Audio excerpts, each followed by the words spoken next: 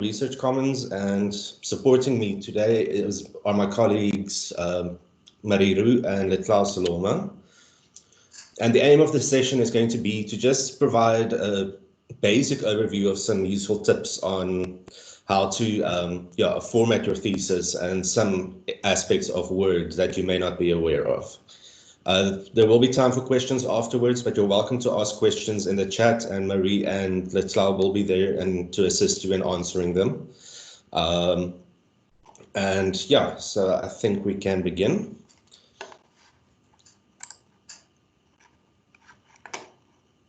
Let me just get my, there we go. All right, so as said, my name is Kuchner van Deventer. My email address is there as well. You're welcome to contact me afterwards if you need additional assistance. But in this session, what we're going to be looking at is how to set up your page according to the correct margins, how to create a title page and sort out the pagination. So for instance, your introductory pages, so your title page shouldn't have a number, table of contents shouldn't have a number, or will have Roman numerals as numbers, while the rest of your thesis should have Arabic numerals. Yeah, then we're going to look at some headings and how to make optimal use of them, captions as well, and then how to insert a table of contents and how to insert tables and figures. So yeah, we can start, and yeah, I would recommend you can open a Word document, and it can have writing in it. And because we are going to, I'm going to switch to Word every now and then to give you the practical demonstrations as well.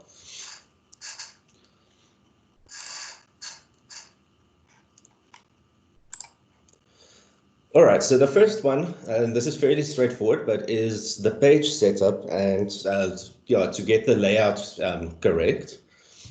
So to do that, in Word, you select margins and under the layout tab and select a predefined or custom margins. Now the margins for a thesis will be 2 centimeters width, open around all text areas. And the orientation should be portrait and A4 size. Now, Word is fairly standard in that sense that this has already been set up, but usually the margins aren't necessarily correct, and you just need to check that.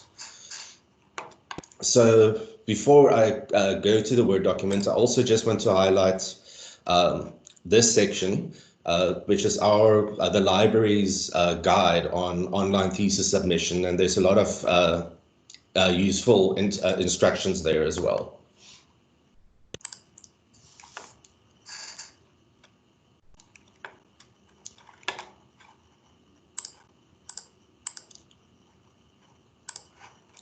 Okay, while it's loading, I just want to minimize here.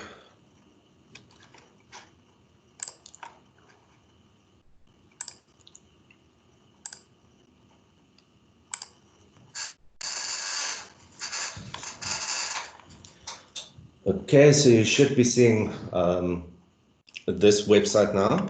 So thesis dissertation submission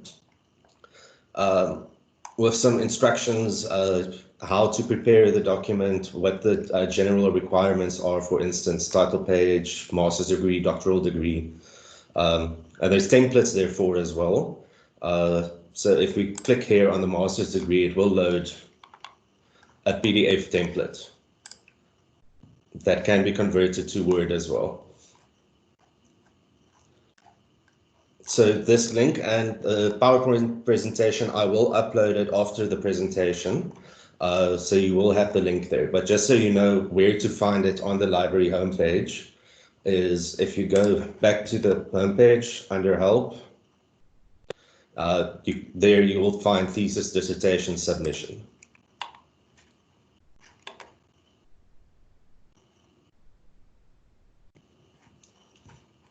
Okay.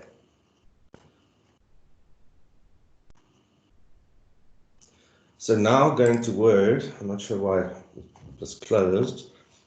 let's have a look at just setting up the pages that it's in the correct format. So as shown in the PowerPoint, you click on layout, and then you've got your margins, your orientations, and yeah, so you click on margins, and you'll see the normal one is 25 millimeters to a side. So you must, you can, rather than use custom margins, as in this case, it must be 2 millimeters. 20 millimeters, sorry.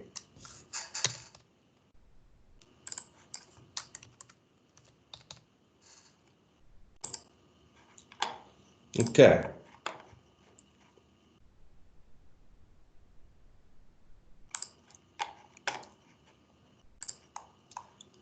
So just going back to the presentation.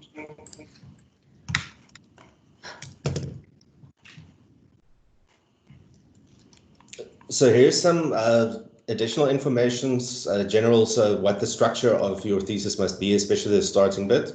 So title page, the crest itself, we get quite a lot of requests for this, but that people want to know where to get the crest that needs to appear on your title page. But this is not something that you are required to put on. This is actually put on by the library after you have submitted your thesis. Then you've got the declaration for a master's degree, declaration doctoral degree, and yeah, so the standard structure of what an academic thesis will be. And also take note, a lot of people use bibliography instead of reference list. And technically, for any thesis, even at PhD level, it will be a reference list and not a bibliography. So just make sure about that heading that you use the correct heading and not bibliography. But in this session, the focus is going to be, so as mentioned, the title page, the English abstract, table of contents, list of figures, list of tables, the contents, so for the chapter headings, and then the reference list and how to structure that and create a separate base. So I just think somebody might not be muted. So can you please just double check that you are muted? Okay. So with pagination, a very important thing to know about is page breaks and how to separate content. Section breaks, how to divide a document into different sections that will also allow you to use different numberings for each section, page numberings and so on. So for instance, it's useful to separate number sequences or numerals, section breaks that are inserted. Inserting unnumbered title page, preliminary pages, and chapter pages. And yeah, so it's usually good to start by inserting page documents in your document, or page numbers in your document. So how it's done is you insert this section break at the bottom of your title page, and then you click in the header footer of the following page and select design from the menu ribbon, and there is a link to previous check button that you need to uncheck. And that will mean that in the section it will not, the numbering will not continue in that case, and then you can delete it. So here's the instructions, or just the visual instructions, and then we'll go to the practical example. So on layout, there's breaks, and then you select the next page option. And you place your cursor in the header or footer, and to do that, you double click there. And then on the design tab, there will be an option of the link to previous button that needs to be unchecked. Excuse me, Governor. Yes. Could I just quickly ask the questions here. Somebody asked about is the Afrikaans abstract compulsory? And I already replied, yes, that is compulsory. So people will need to get help with translation or something regarding that. Then just somebody else asked, where would you put your appendices? They always come right at the end after the reference list. So yeah, that's almost a section all in its own. It doesn't require a chapter number or a section number as it were. But that is where you would, that is always where you put it, is right at the end after the reference list. I realize now, I think I'm showing the presenter view and not the standard view. Marie, can you confirm that for me? I can see everything. Oh, I see now. Yes, that's right. Just double check. Oh, there we go. That's better. Yes, thank you. Okay. But I'm going to switch up now. So yeah, let's go to Word. Okay, so I just want to open it. Yes. Oh, I'm sorry, Kirchner. Mrs. Krieger also asked now about the appendices. She says the list of appendices, appendices, how do you pronounce it? That should be in front with the list. So almost like as part of the table of content. Yes. Yeah. So it won't be a separate list. It will actually fall under the table of contents. So in that case, you will also create a heading for each of the appendices, and in that way, you will it will appear in your table of contents as well. Does that answer the question?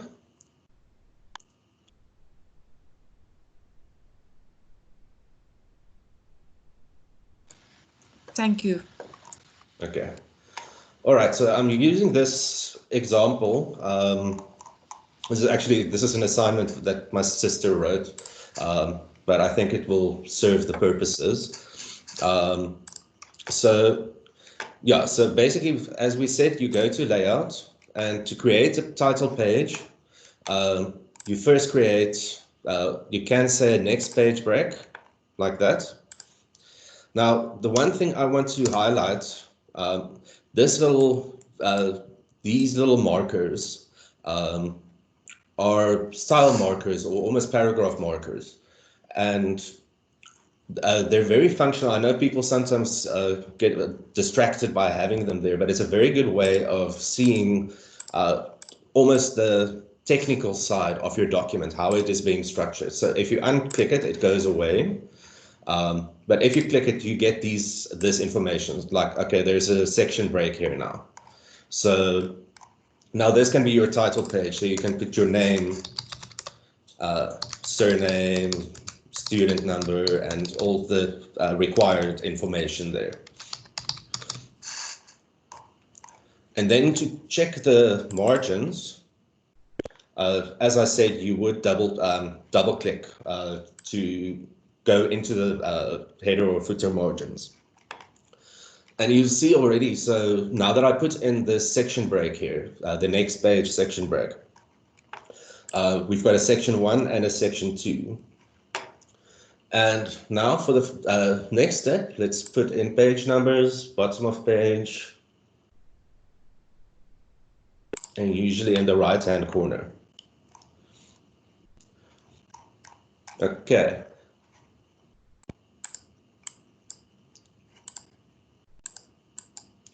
Now, basically what you need to do then is you highlight the second page, or the first page of section 2, and you unclick link to previous.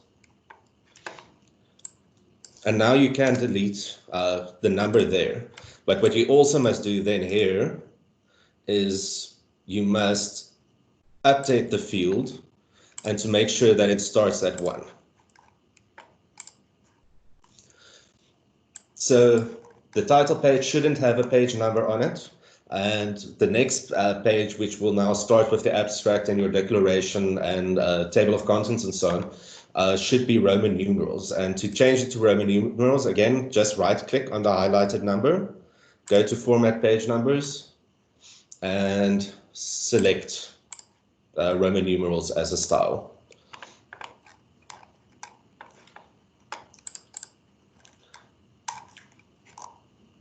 So let's put in another section.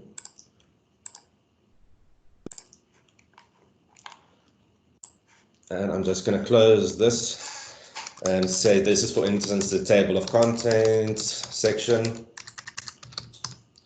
and abstract and table of figures and all those aspects.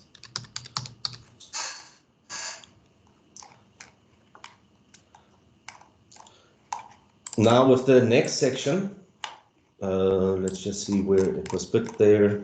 Okay, so the section break is there. Again, now it starts again at number 1. And again, you have to unlink it so that it's not linked to previous. And because this would now be the body of the thesis, so your chapters. And that should have normal Arabic numbering. Okay, so now you've got 3 different sections that has been structured in. And yeah, so title page, no page number. The table of contents section should have Roman numerals, and then the body of the thesis must have Arabic numerals for it. So if this was chapter 1, for instance.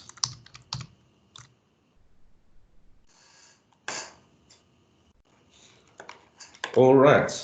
Is everybody still with me?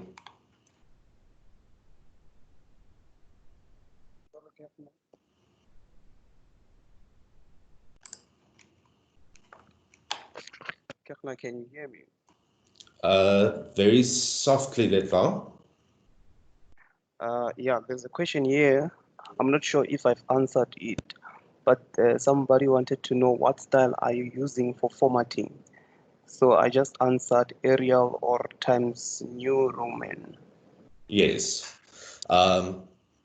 Yeah, for the font, that will be, it can either be Times New Roman or Arial. Those are the 2 accepted fonts for a thesis. Okay. And you can just confirm if that does answer the question for me. Okay.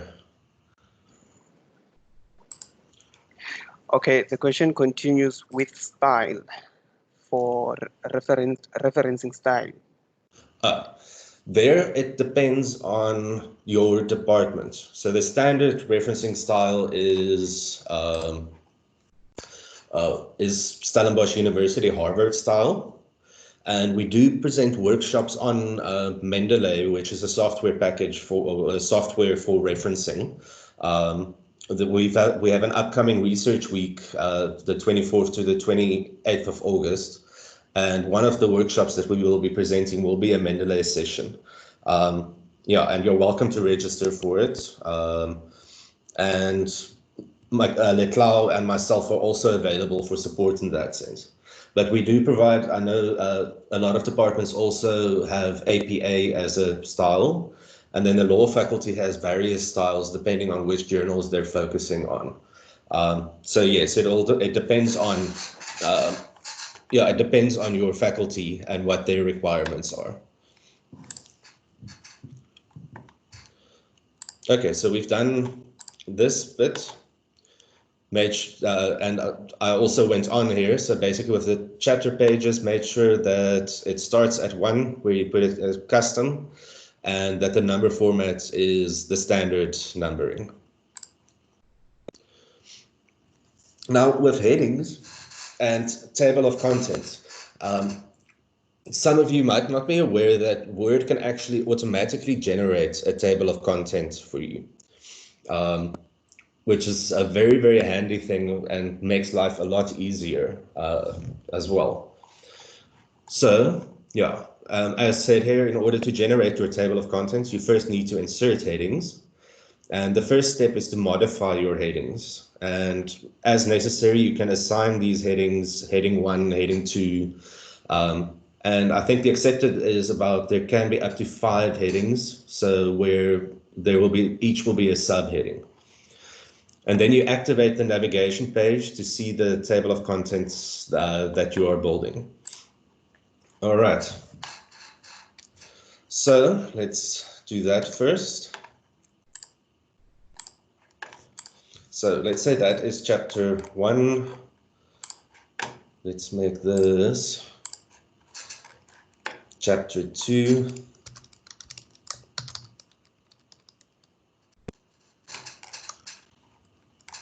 And chapter 3.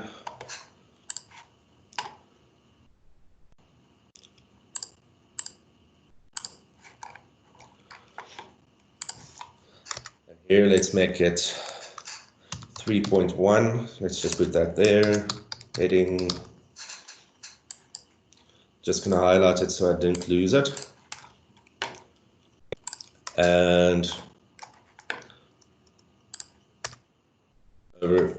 just another one here, for instance, 3.1.1.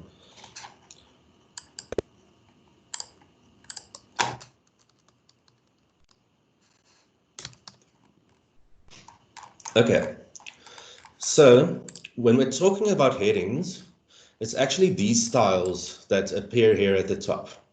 So you've got your normal, that is your general text as it would appear here. And this you can also even set as a standard one. So as Times New Roman or Arial are the accepted ones. Times New Roman's font size would be 12, but Arial will be 11. Spacing should be 1.5, so this middle selection. And then it must be justified as well. So that just basically means that there's no indication that the lines go down on both sides at the same one.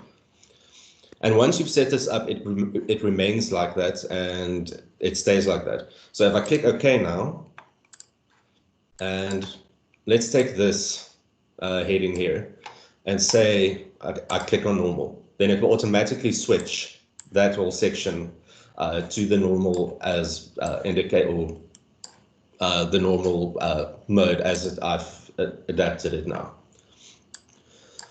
And in the same way, the headings, as you can see, they are all here. So we can create the first heading, which will always be your chapters. So you go there, and if you right click on the heading, and you can say update heading 1 to match selection. So then it goes, switches to what the heading looks like there. And you'll see this little arrow pops up.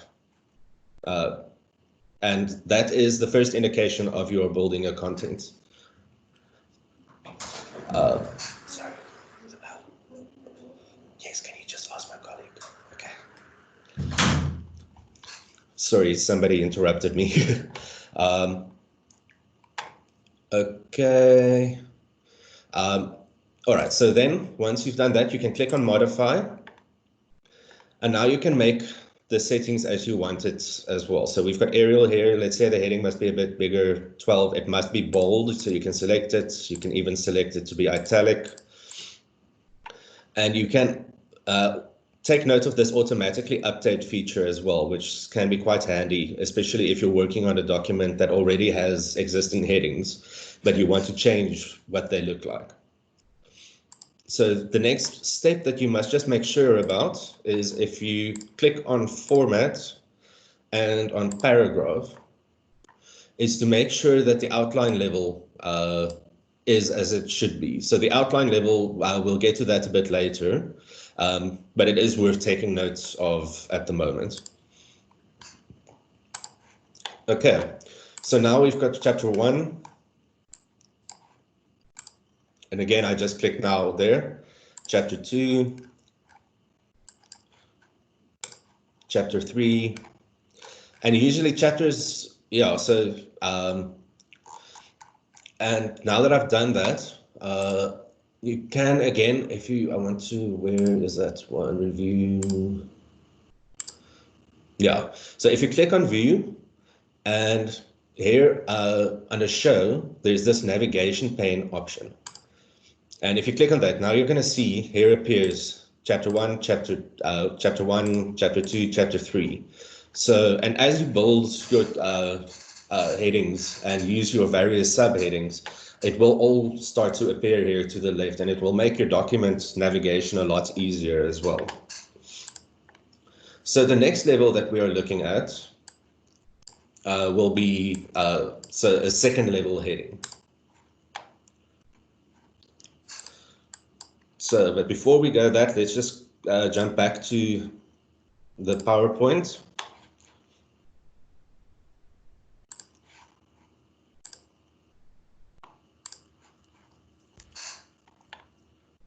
Okay, so modify your heading by adjusting the font size, color, spacing, etc. And you can do this for each heading.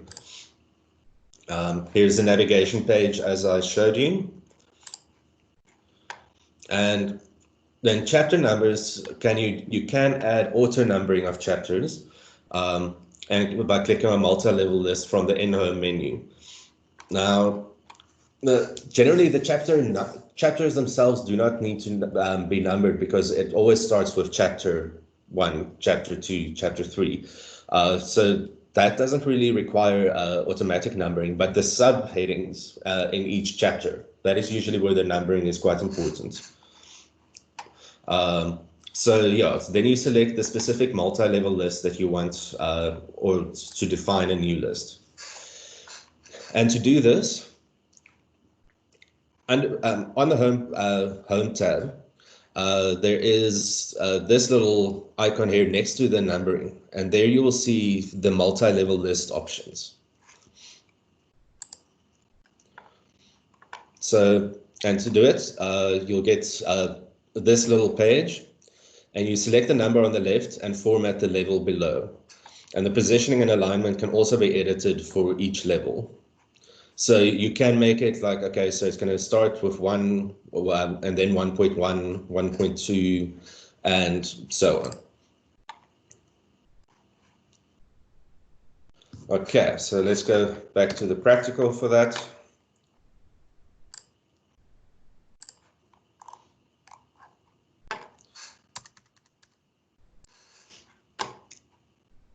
So here is the multi-level list.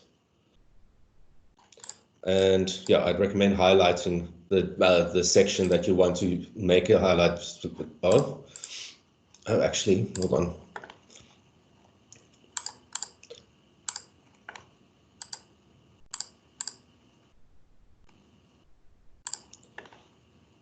Just the basic formatting of the headings as you would do it. And it's basically the same, so let's make this heading 2. And yeah, and then you say define new multi-level list. And we don't want it to be A, we want number style to be ordinary numbering.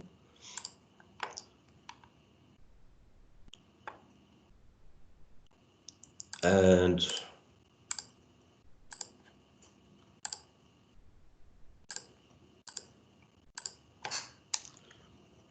because this is a subheading, so it will be 3.1 that we want here. Oh, come now.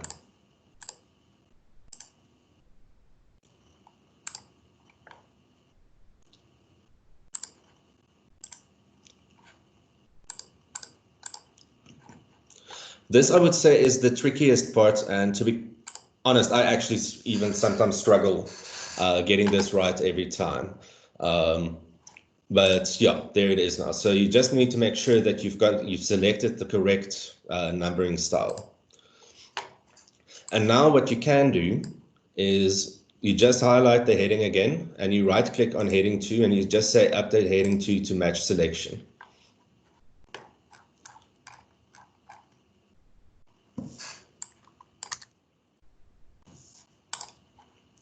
And there you'll see, okay, so then it will continue with the numbering. So 1 will be 3.1, 3.2, but you don't necessarily want that parenthesis there. So you can go back and edit the style. Let's go. You could actually just click here.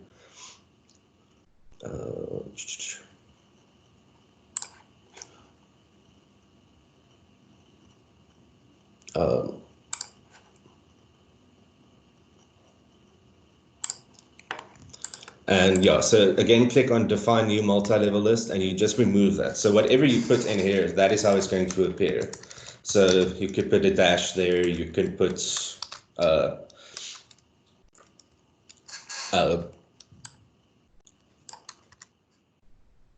okay. All right. So yeah, these are that's the basic settings then for how to create these headings. And if you want to create a further subheading, you can even do that, and you can edit the multi-level list then to do that as well.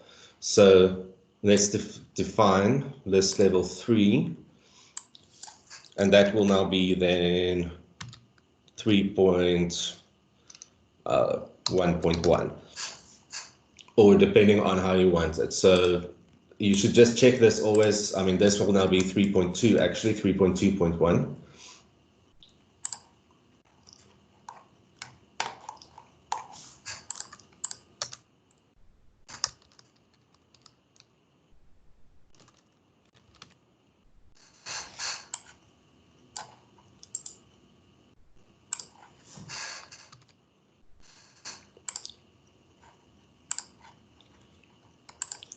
And again, you just need to change the list level.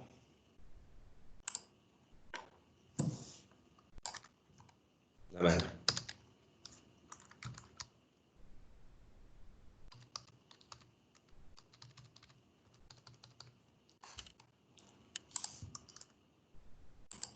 And then if you've got another heading that you want to use, you can then just again select heading 3. Oh, wait, yeah. You first, again, always just remember to update the heading so that it captures the numbering as it goes. And then if you select it here, that will be done like that. And this you can do for for each of the chapters. You can do the numbering separately like this. There's actually a video that I would like to show. I'll do that after the presentation. That is also useful, or I'm going to share the link to it. Useful instruction on how to optimally use the page numberings.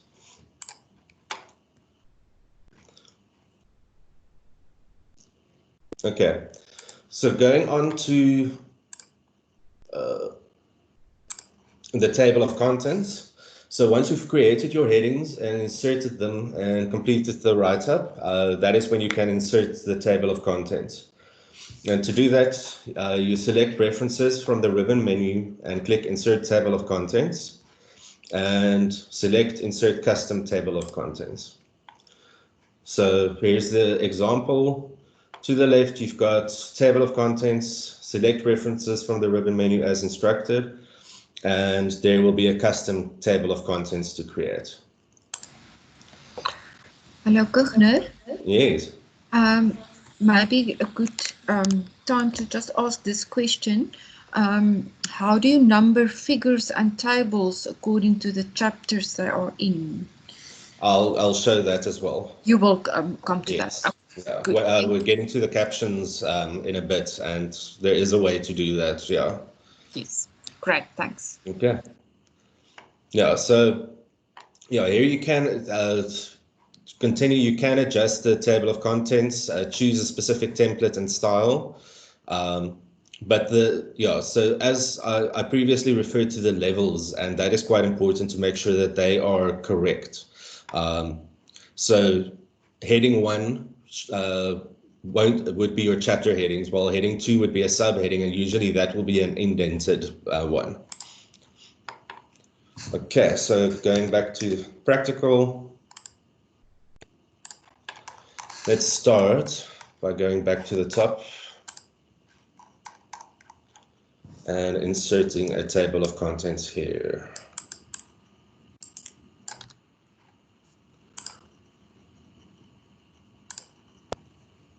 So under references, to the left, you'll have table of contents. So there will be some automatic ones, but there is, as mentioned, the custom one. And then to make sure, depending on how many levels you have, I mean, if you have 5 different subheadings in your thesis, you can just select this.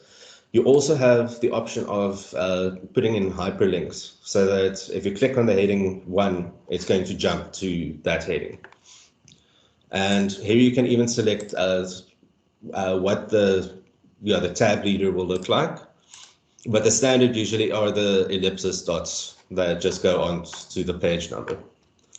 Okay, and then once you've basically put it and you're satisfied with the appearance, you just click OK.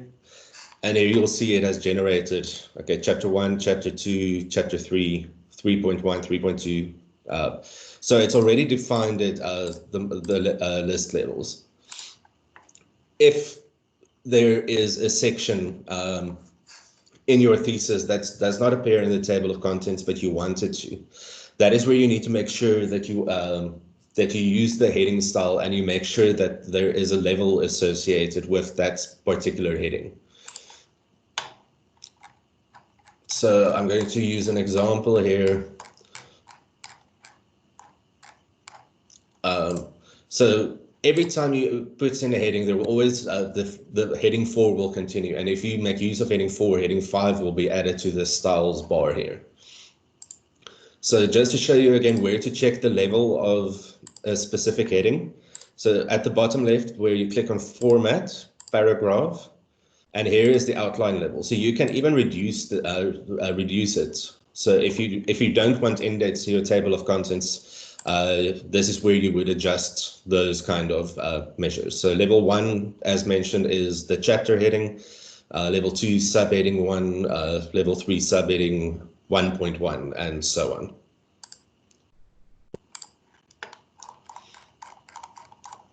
Okay, so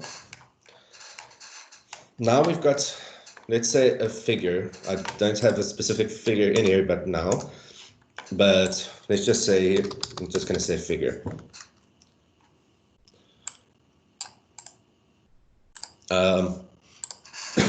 There's two ways of doing it. If you have an actual image in here, and I'm actually just going to copy and paste one in.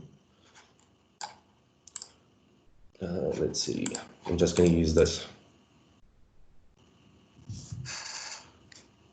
Come now.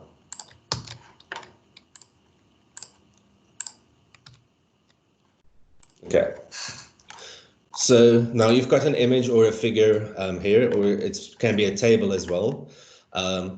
And it's important to note that a figure heading always appears below the figure, and a table heading always appears above the table. So, but if you've selected your actual figure or table, and you right-click, you'll get this little notion here, Insert Caption. And here is how you're going to customize it. And the default for Word is this style here. And this is also, again, something that you can modify. So also, again, under the styles, you have to go look for the caption style. And if it doesn't appear, then you click on this little arrow here and say, look at Apply Styles. Yeah, let's rather not do it there.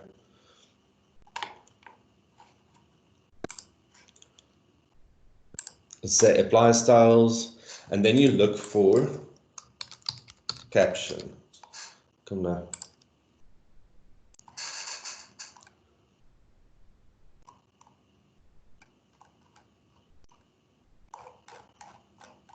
And let's actually footer header. I'm not sure why I'm not seeing it now. It might just be that this is also one that must be created. But there's another way of checking that. So let's go back. So you right click, insert caption. And here you'll see already I've actually, the chapter number is already included here. But to make sure that you want the chapter number included is you click on numbering. And here you'll get the different formats again, heading 1, separator, and there is the option include chapter number or not.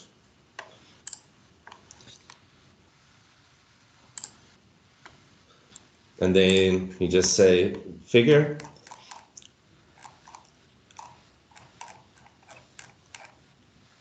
And it will appear like that. And because it didn't recognize a chapter at the moment. That is why it appears like that. So now, if you want to adjust this style so that it remains different every time, so you just highlight it, and this in this little menu, you click on styles here. There's the caption style. You right click, and then you just say modify, and then you adjust it as it should be.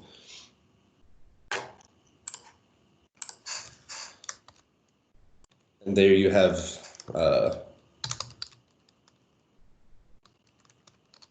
your figure. Also, depending on the format and the style requirements, sometimes this is in bold, other times it's not necessarily in bold. So that all depends as well. Now, I'm thinking now, heading 1, that might be why. No. Okay, and in the same case, so for a different image, for instance,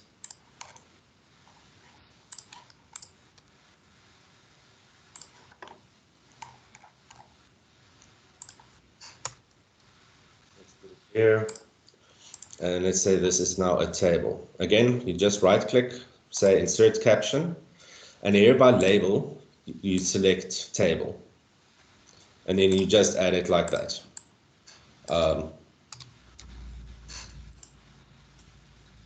And again, that's the one thing, it mustn't be italicized. I don't know why they do it. It should be bold. And as I mentioned, so there's already an existing caption that's there. Now, instead of manually going to fix each one, now that I fixed this one, I just click on automatically update. And then it will automatically have done it for this one as well and taken the italics style away. Yes. I just think it's maybe important to note this, that one person pointed out to us that you just make clear which style you are using, because the rules doesn't apply. For example, this lady pointed out that the rules that you mentioned about tables, figures do not, for instance, apply to APA. So maybe just note that in the webinar too. Thanks. Yes. As I mentioned, I mean, it does depend absolutely on what your faculty requirements are.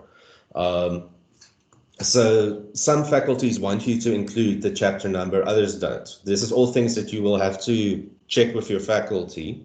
In our case, these are basically, so the style in the document isn't necessarily linked to the referencing style of Harvard or APA or the general document style guidelines that would be there.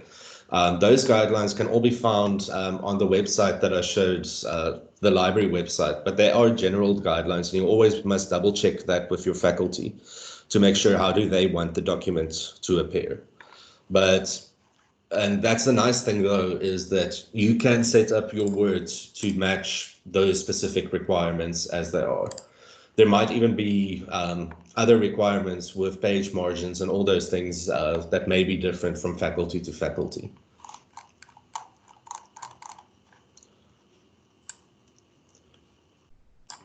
And in the same way, so continuing how to insert a table of figures and table of contents.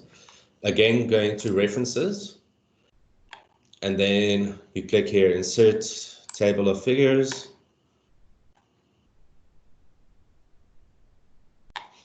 And you can select here either figure or table. So let's make it figure and put your heading, and then it will also appear there as the page.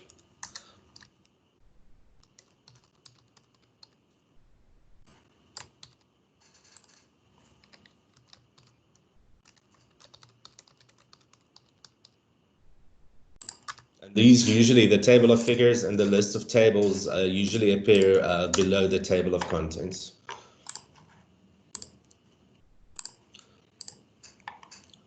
Okay, and then you have it there, and you can, if it's hyperlinked, then click and jump to it.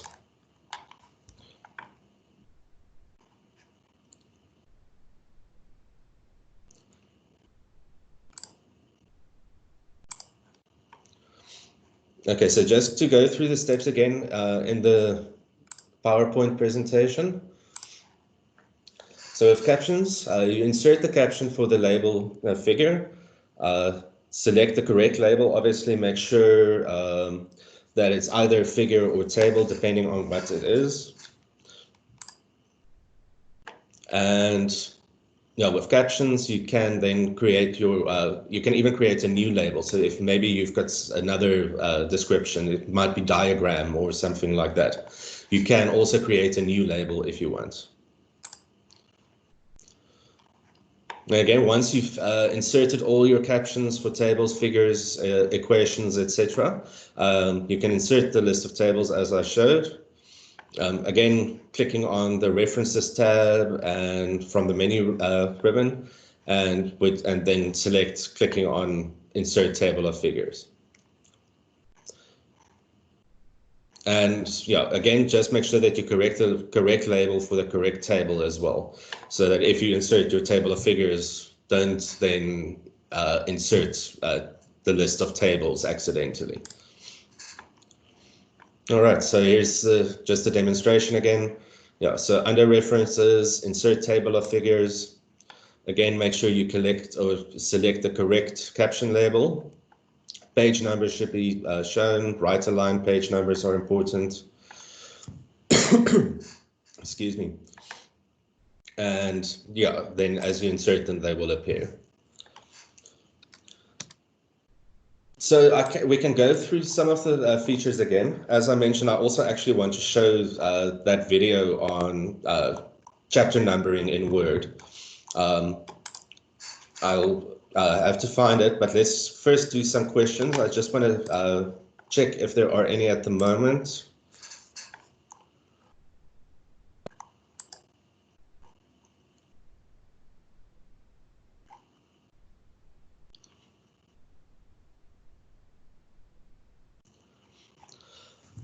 Ms. De Wet, if you would like to speak with your microphone, you could maybe just clarify for me what you mean with the tables and figures and how they're related to APA.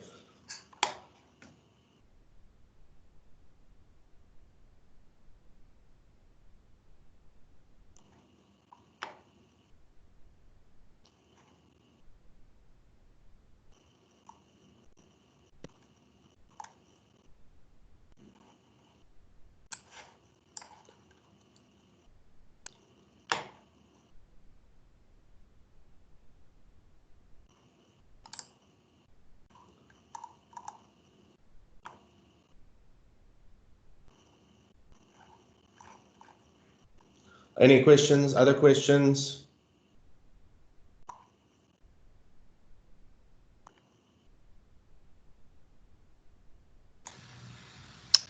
There's another question now, Kuchner.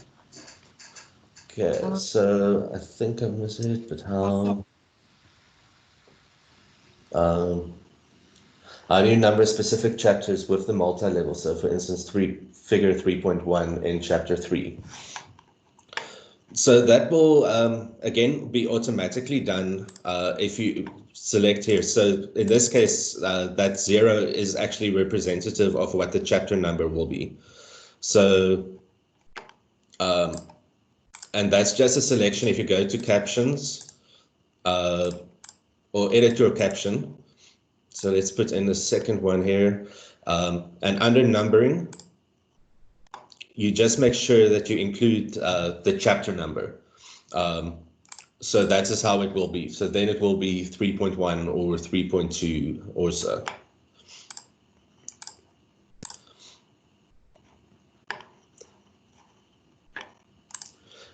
But yes, I agree with you, Ms. De Wet. Yeah, it is important, and I should have probably mentioned that at the start, that there is no one-size-fits-all style.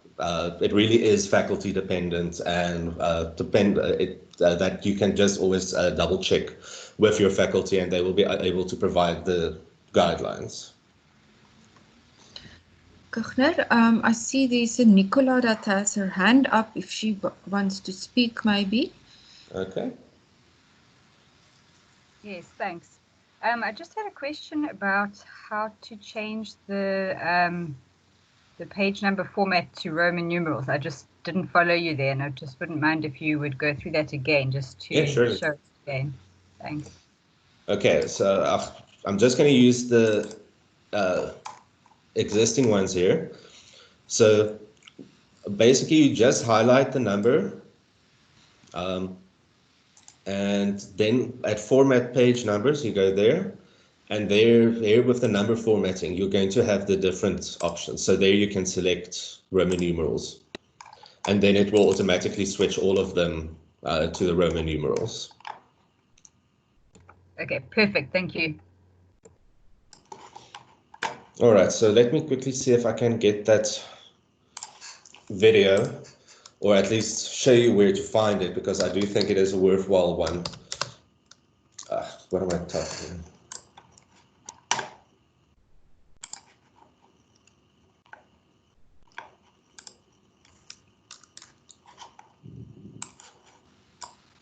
Kugner, while you're looking, there's another 2 hands up.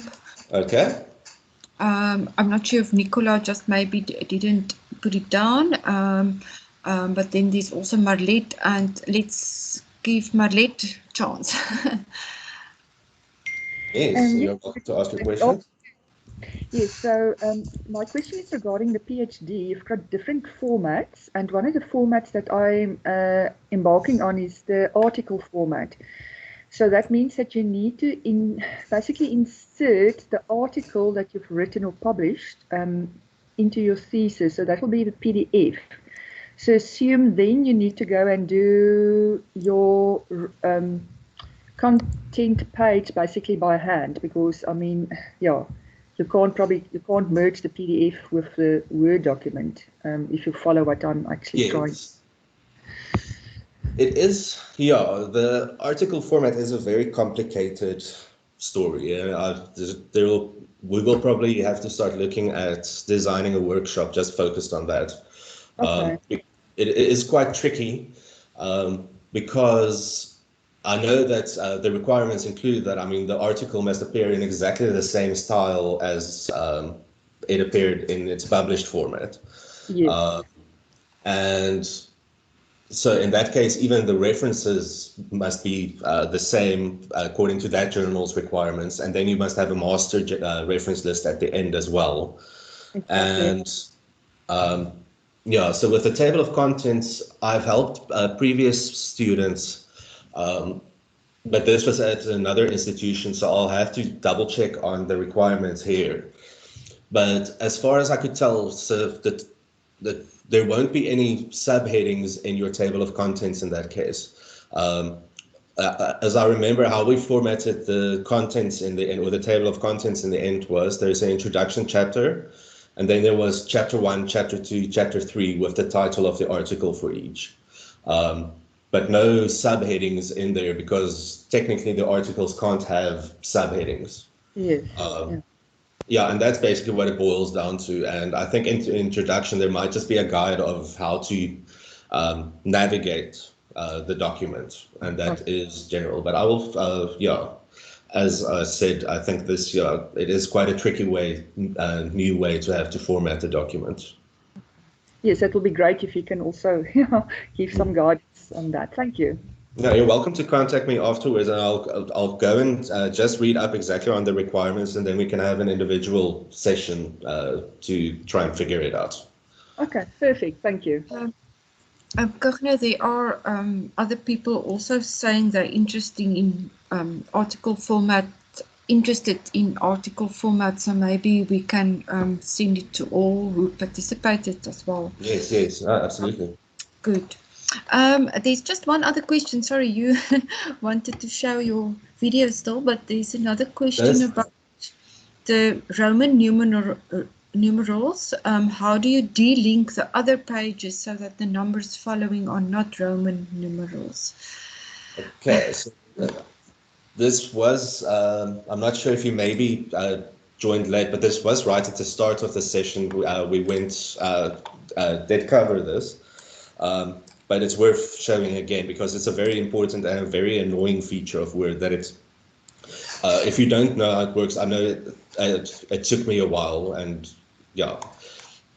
So the first thing, the important thing to note, in order to have different styles of page numbering, you have to have section breaks in your document. So what we have essentially is different sections, and to insert a section, so I'm just going to insert a random section here, is you go to layout and you select breaks here, and then you select next page. And then you're going to get this little line that says section break. And now what's going to happen, because this is a new section, you'll see that this page number is 1, this page number is 1, and this page number is 1, because they all start this different sections. And to navigate your sections, you can just check here. You'll see there's section 4 here. And now to make sure that this one changes, let's say we want this one to be different from the previous ones. We want to take this back to, what do you call it? Arabic numerals. So you just click there, and then you make sure again that this link to previous up here is not toggled. So you disable that. And then if you highlight and you say format page numbers and you change it, it will change it back to page 1, 2, so normal numbering, but the previous sections will remain Roman numeral.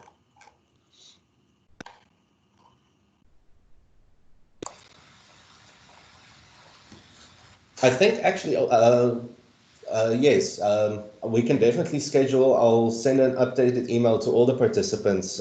Then we can discuss on setting up a article format session as well. Yes, just another hand from Marlette. She wants to ask something. I think she Okay, lowered now her it's hand. gone. Sorry, I forgot to lower my hand. No problem. Questions. Thank you. Okay, so I'm not necessarily going to play the video now. I think you can watch it in your own time, unless, but there's a couple of videos showing these instructions, but the one that I found extremely useful is this one. So we could maybe just start with the basics of it. Maybe by a show of hands, it wouldn't be a bad idea. How many of you would like to watch the video now, or shall I just type in the link URL?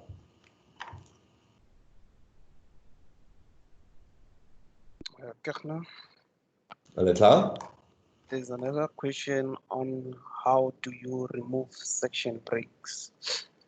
How do you remove them? Yes. Okay, so, all right, I see there's quite a lot of interest in the video, so I'm going to play it. Just to quickly show how to remove a section break, even a page break like this. Basically, all you do is, again, just remember that this is how you see where your page breaks and section breaks are, is this little button here. Yeah, so it's paragraph marks is basically what these symbols are. So where is, yeah.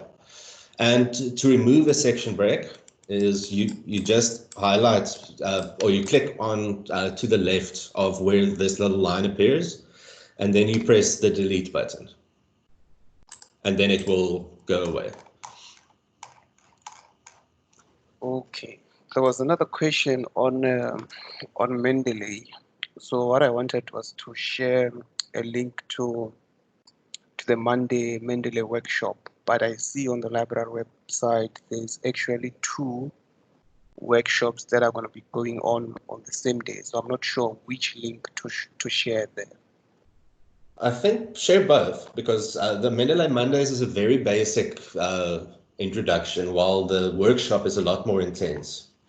Or well, not intense, but more thorough. So it really goes through everything. While the Mendeley Mondays usually is more just if you've got a specific issue and you just want to go through it and need some assistance in that regard, that is how that helps. Okay. Let me just check with Nicholas how comfortable he is with working on Mendeley. Then Okay.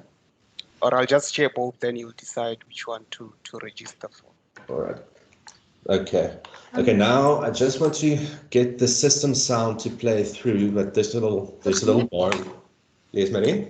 Excuse me, sorry.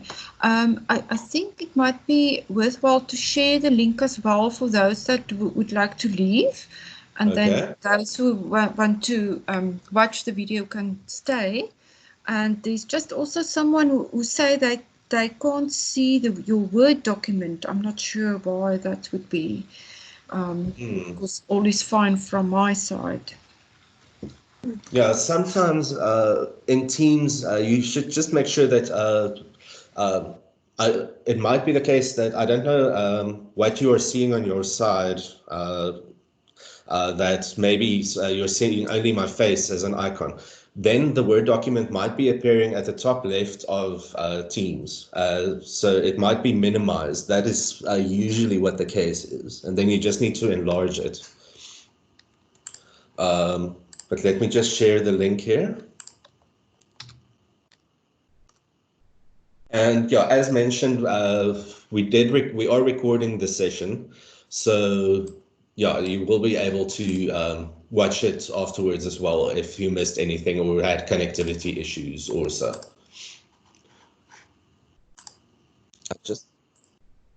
Okay, so now I'm going to play the video, but as I said, I don't know why this bar of Teams doesn't pop up.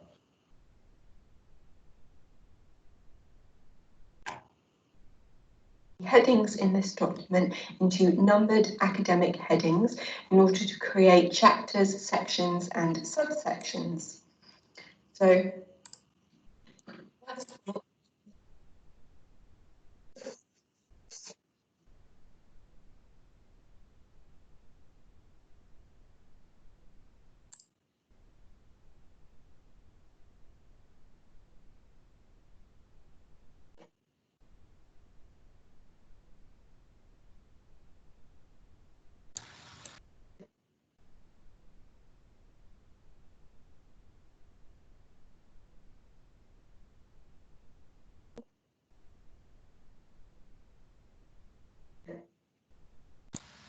Kirchner, sorry. Yes. The sound went away. I'm not sure why. Oh yeah, I'm having trouble getting the system sound to share through. So maybe I see a suggestion here. We could rather discuss more questions if there are any questions. But we are basically finished. If nobody has any more questions, you are welcome to leave. But I see here's a question coming on. But yeah, no, I'm not getting the video to play through. Yeah, so the audio to play through. But this is a very worthwhile video. I can definitely recommend it. It actually answered a couple of questions for me. So I see here's a question regarding the formatting of footnotes in Chicago referencing style. I don't, why doesn't it, okay, there we go. So for some reason there is a line spacing between some of my footnotes and I don't know how to remove that. Do you perhaps please have tips or knowledge on how to solve this issue? I think it might also be a styling issue. I see there are some footnotes in this document. So are you saying, Ms. Barnard, that there is a spacing, a space between each footnote? Hi, good morning. So between some of my footnotes, so I see the footnotes example on your Word document. There's no spacing between footnote number 1 and footnote number 2. But in my document, even if I do highlight it and make sure that it's the line spacing is 1, or whatever, there's still a big space between the number 1 footnote and the number 2 footnote. And I don't actually know how to fix that because all the formatting type of fixes that I tried didn't work. Yes. I'll have to maybe I'll be honest that I'm not very clued up on using footnotes. It's never been something that I worked with. What faculty are you in? Are you a law student? No, so I'm part of the history department. History department. Yes, and they use footnotes. Yeah. So I would recommend you could also double check with your faculty librarian maybe on this on it, but let's see what we can figure out. I usually figure things out as I go along. Okay, thank you so much. Just wondering. You can also, I can't see, oh wait, this might actually be an option to think as well.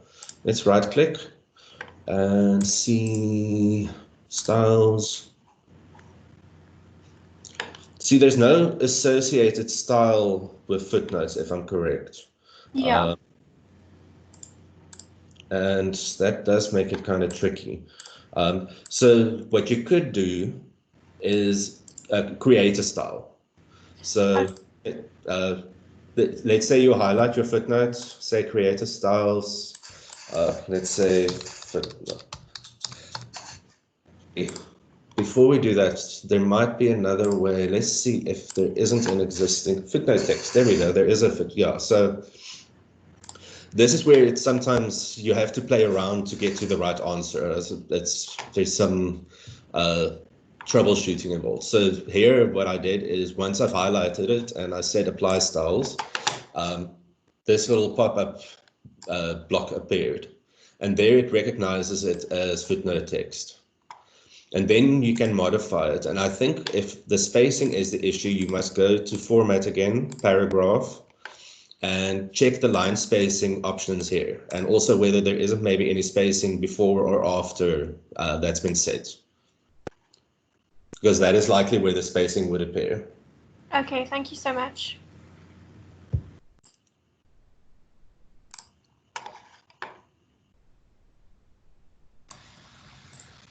Kagner, there's another question about LaTeX, the use of LaTeX for... Yes, it's also software that I'm not highly familiar with, but from what I understand, it is because it's open source, it's a lot safer and a lot more structured, and I think you have a lot more freedom to structure your document the way you want to do it. We do have somebody that's not in the library, but I do have a contact, or I know of someone that provides LaTeX training or LaTeX support, and I could refer you to that person. I'll just have to look up the contact details. And then I see somebody, same problem for normal paragraphs, automatically align spacing that trouble you. So that's again, so if your normal paragraphs, the issue would likely be here under the normal style here. So you can modify it and again go to paragraphing, and here make sure. So if there's an 8 point, so the moment I put in, let's make it extreme so that the difference will be quite visual. So let's say there's a space of 20 points, 20 points before and after each paragraph. And I say, okay. And I say, okay. And now, yeah, so you'll see everything jumped like crazy. So let's highlight these, make them all normal. And there you'll see the space there has automatically gotten a lot bigger. Normal spacing usually is about between 6 and 8 points. That's usually good spacing between paragraphs. Let's see. Yeah, and then it will go like that. But this is, I think, also something you need to double check. From what I've read, I haven't seen any specific requirements on that. But obviously the spacing, there must be a visible spacing separation there.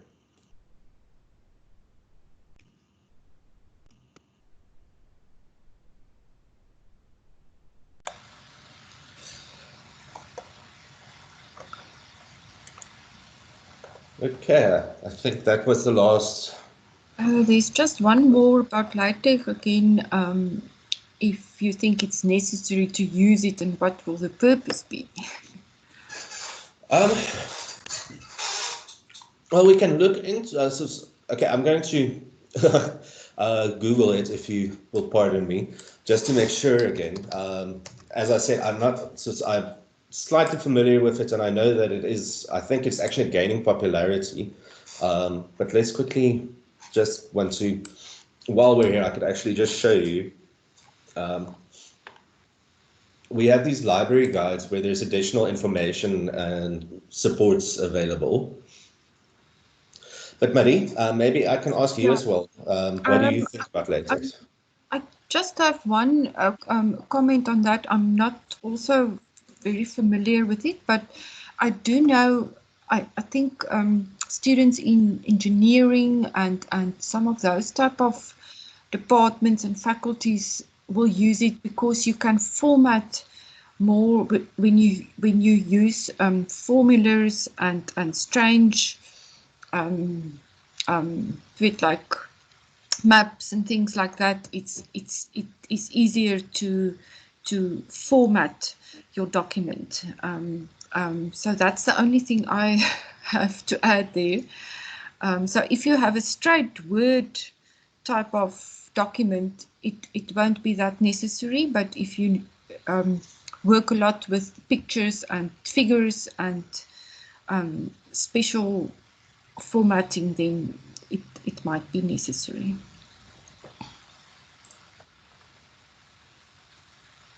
Yes, that's right. The type of coding approach. Yeah, so if you are familiar with coding practices, coding, and you use it in your studies, LaTeX will probably work a lot better than Word, because Word is pretty set in this is how the things are that should be done and so on. And it can be tricky to get past all the, to learn all the different tricks to Word.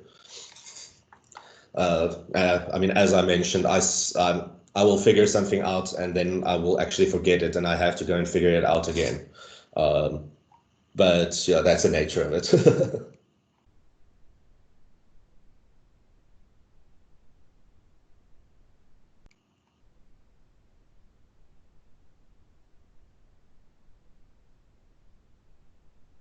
All right, and are there any other questions?